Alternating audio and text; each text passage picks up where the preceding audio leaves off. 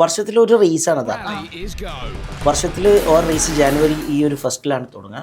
World championship എന്ന് പറയുമ്പോൾ 5-6 റേസുകളുണ്ടാവും. ഈ 5-6 റേസിൽ ഏറ്റവും കൂടുതൽ പോയിന്റ് കിട്ടുന്ന ആളാണ് വേൾഡ് ചാമ്പ്യൻ ആവും. ഇതിൽ ഏറ്റവും ടഫസ്റ്റ് റേസ് എന്ന് പറയുന്നതാണ് ദാക്കാർ.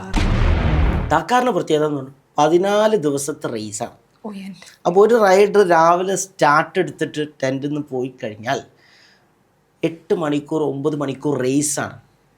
അതായത് ഇപ്പോൾ മൗണ്ടൻസിൻ്റെ ഉള്ളിൽ കൂടെ ഓടിക്കണം, അതിൻ്റെ ഇടയിൽ സാൻഡ് ഡ്യൂൺസ് ഉണ്ടാവും, രാത്രി ഓടിക്കേണ്ട സാഹചര്യം വരും. Highly tough terrains.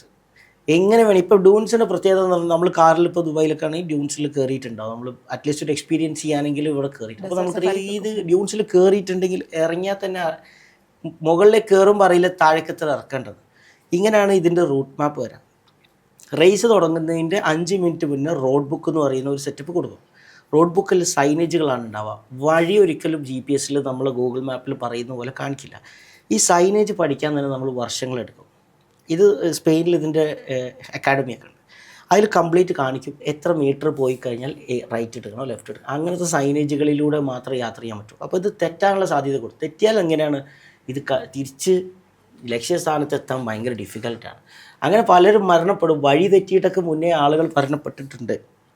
തിരിച്ച് ഇത് ഡെസേർട്ട് എന്ന് പറയുമ്പോൾ നമ്മൾ ഇവിടുന്ന് കാണുന്ന ചോക്ലേറ്റ് ഡെസേർട്ട് അല്ല, ഇന്നർ ഡെസേർട്ട് പോയി കഴിഞ്ഞാൽ പിന്നെ ഒരു വഴിയില്ല. നമ്മൾ കടലിലേക്ക് നോക്കിയ പോലത്തെ ഒരു ഫീലാണ്. വഴിയില്ല, നമ്മൾ ഏത് ഭാഗത്തേക്കെന്ന് വെച്ചിട്ട് പോകാൻ. ഈ ഇവൻ്റ് തന്നെ ദാക്കാർ തന്നെ തുടങ്ങിയിട്ടുള്ളത് ഇങ്ങനെയാണ്.